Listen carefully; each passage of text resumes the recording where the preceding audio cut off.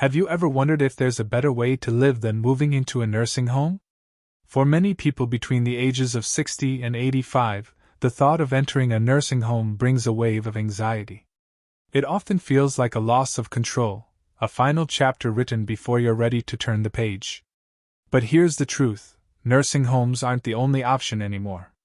In fact, more and more seniors are choosing new paths that are not only safer but also more fulfilling, respectful, and better suited to how they actually want to live.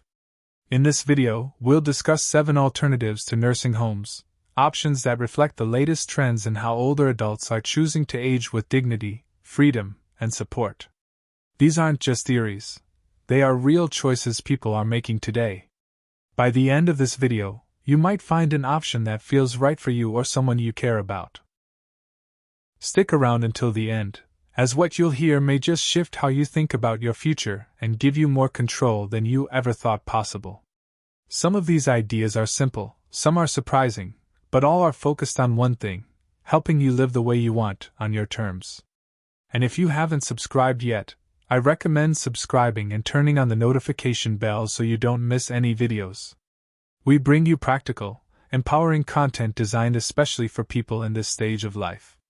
You deserve options, and that's exactly what you're about to get. Number 1. Staying in your own home with in-home care.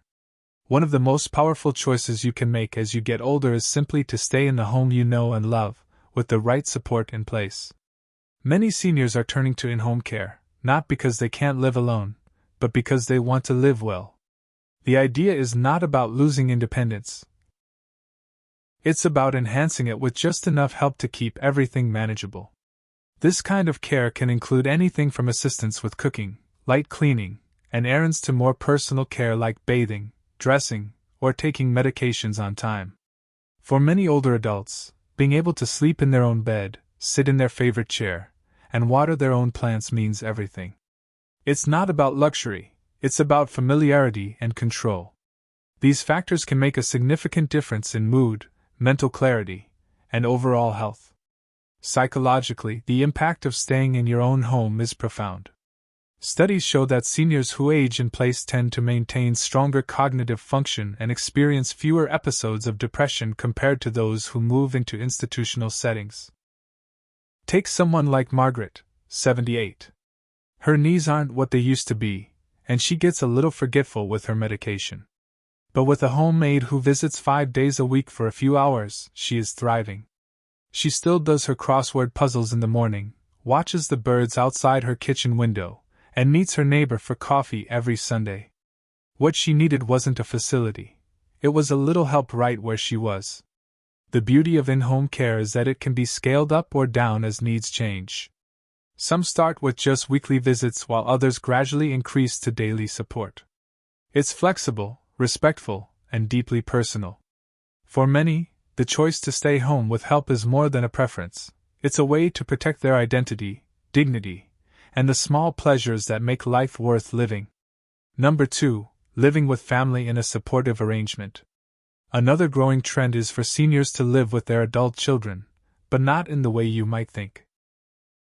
This isn't about giving up your independence or becoming a burden. It's about creating a supportive, two-way relationship where everyone benefits. When done right, multigenerational living brings comfort, care, and connection into daily life. It allows older adults to remain deeply involved in their families' lives without feeling like outsiders or dependents. You might help with the grandchildren, pass down stories, or provide a calm, loving presence that brings balance to a busy household. From a psychological standpoint, this kind of living arrangement can help reduce loneliness and increase a sense of purpose. It's not just about being around people, it's about feeling needed, heard, and appreciated. And that matters a great deal more than many realize. However, the key is that this arrangement works best when boundaries, space, and respect are clearly set. The most successful arrangements are those where each generation honors the needs of the other. You're not moving in to be taken care of, you're moving in to be part of a shared life. Take James, who is 81. After his wife passed, his daughter invited him to live in a converted space above their garage. He has his own entrance, kitchenette, and schedule, But he also gets to eat dinner with the family when he wants, watch his grandson's baseball games, and share life without sacrificing his peace. For James, that changed everything. Financially, these arrangements can also alleviate the pressure on both ends. Sharing a household can reduce costs, and sometimes even open the door to government support or tax benefits. But beyond the numbers, there's a profound sense of safety that comes with knowing you're not alone if something goes wrong. If you're still watching this video and finding these insights valuable, please comment number 2 below to let me know you're here.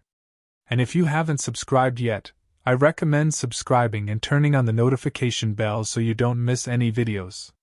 Your support helps us continue creating content to inform and inspire you. Now let's move forward.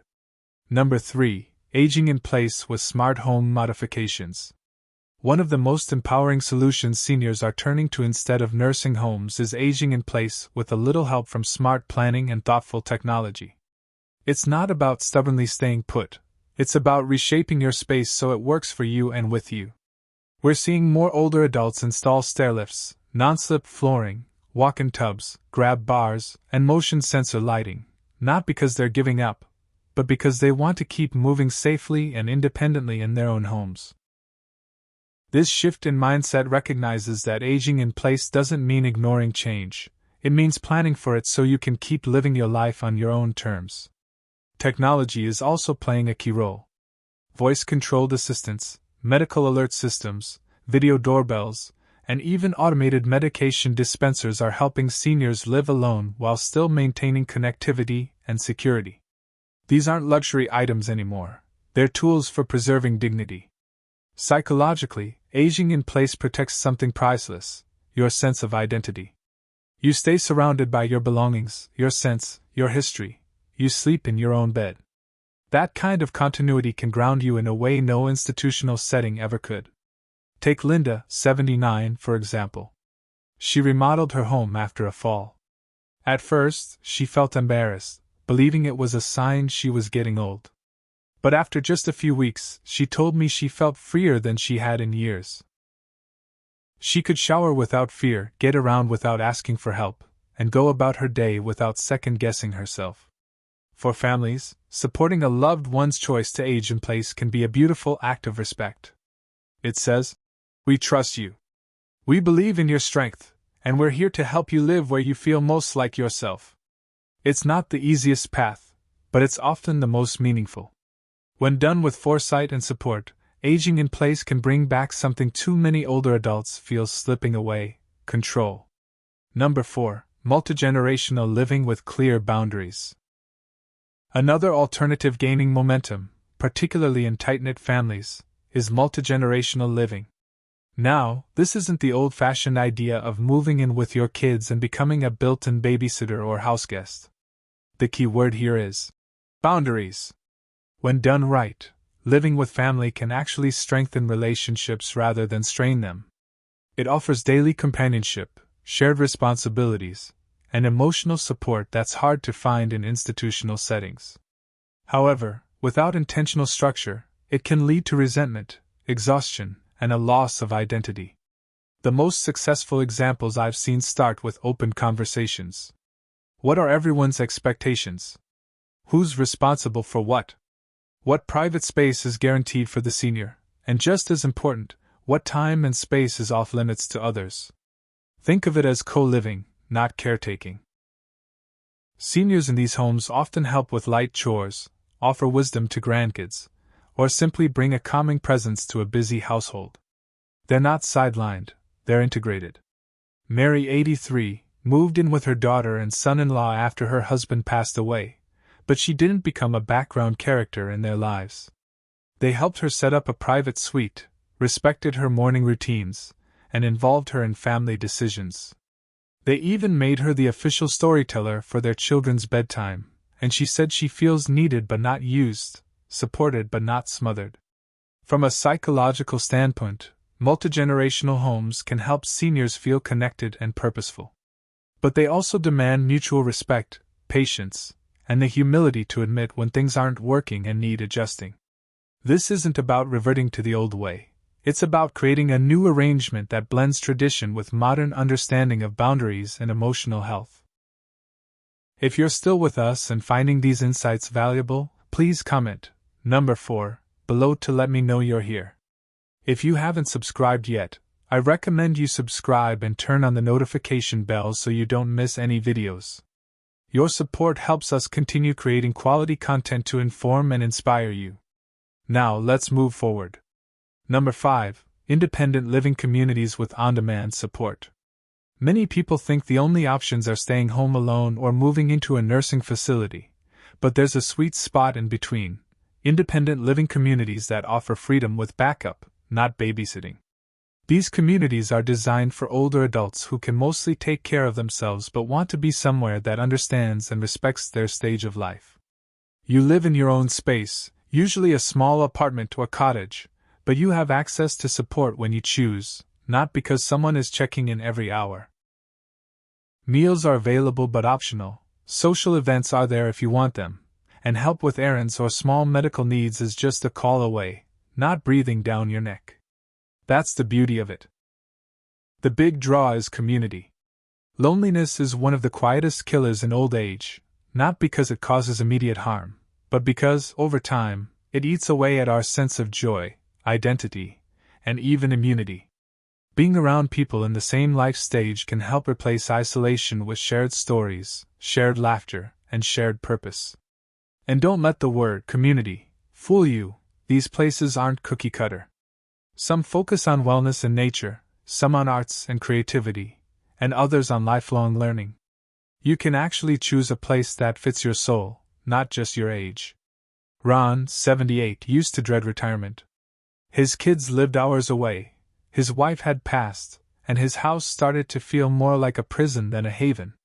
After moving to a community with a woodworking studio, walking paths, and a weekly film club, he told me he hadn't felt this alive since his 40s.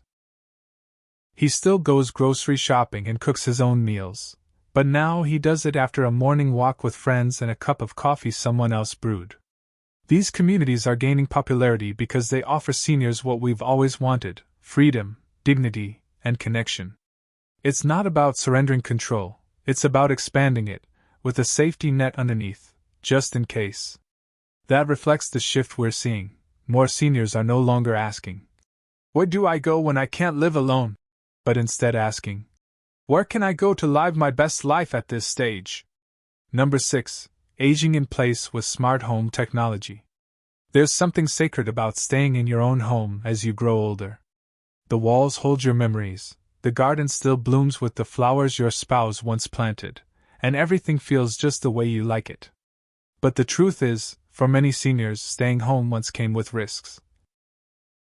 Falls, forgotten medications, and the creeping fear of what if something happens and no one knows. But not anymore. With today's smart home technology, aging in place is no longer a gamble. It's becoming one of the safest, most empowered ways to grow old. And it's not just for tech wizards or the wealthy. The newest wave of tools is designed to be easy, affordable, and quietly powerful. Let's talk about fall detection sensors. They're no longer the old bulky buttons you had to wear like necklaces. These new systems can be installed in your walls or ceilings, detecting motion and alerting family or emergency services if you take a tumble. No button pressing needed, just safety quietly watching over you. Then there are medication reminders that gently prompt you through your speakers or dispense pills at just the right time. If you forget, your daughter might receive a text so she can check in without nagging you. There are smart lights that turn on when you walk into the bathroom at night, reducing the chance of falls. Smart thermostats ensure you don't wake up in a freezing room, and even fridges can remind you when food is about to go bad. It's not about replacing your independence, it's about reinforcing it. Harold, 81, lives alone after his wife passed away. His son was nervous about him staying home, but after installing a smart hub, motion sensors, and a medical alert watch, the whole family felt peace of mind. Harold didn't feel watched, he felt respected.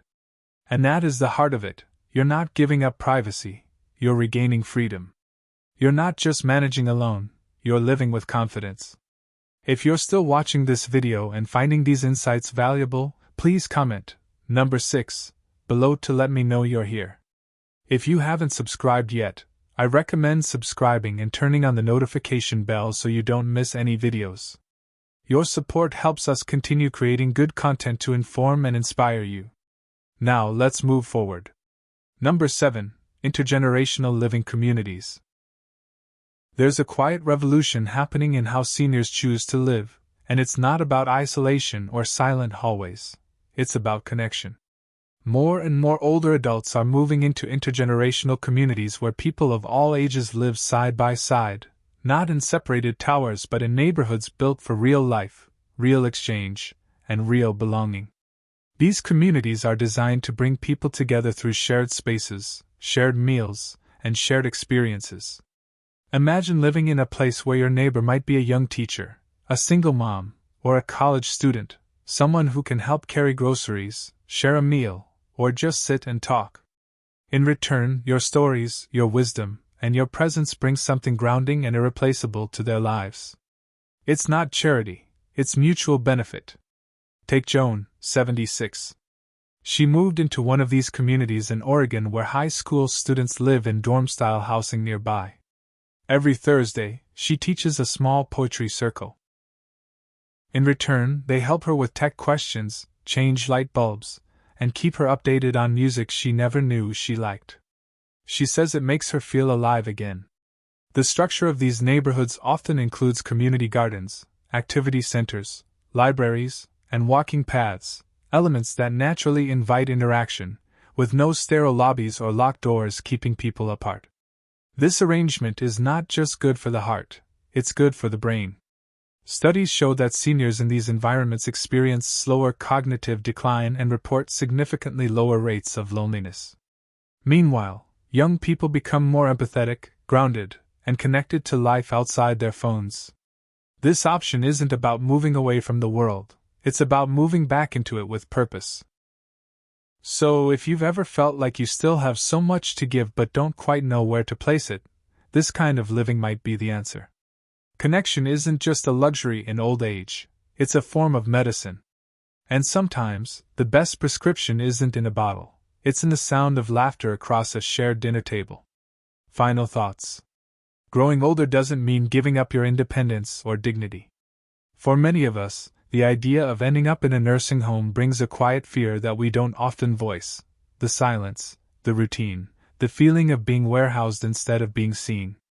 But what we've explored today proves there are other ways that honor your spirit, your choices, and your life story. Whether it's choosing co-housing with friends, living near adult children on your own terms, finding comfort in a senior village, hiring in-home care, becoming part of an intergenerational community, or simply downsizing to the right kind of neighborhood, there is no one-size-fits-all solution. But there is a common thread: the desire to remain human, connected, and in control. You've lived too much life to hand over the keys to your future without thought.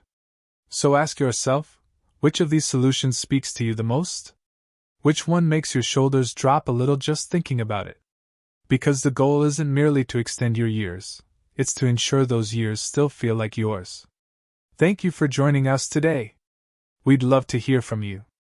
Leave a comment below and share one thing you learned today and how you plan to apply it in your life. Your thoughts are important to us, so don't hesitate to share. Reading your comments gives us great motivation and encouragement. If you enjoyed this video and found it helpful, please like, subscribe, and share. Your support helps us continue creating quality content to inform and inspire you. Thanks for watching, and we look forward to seeing you in the next video.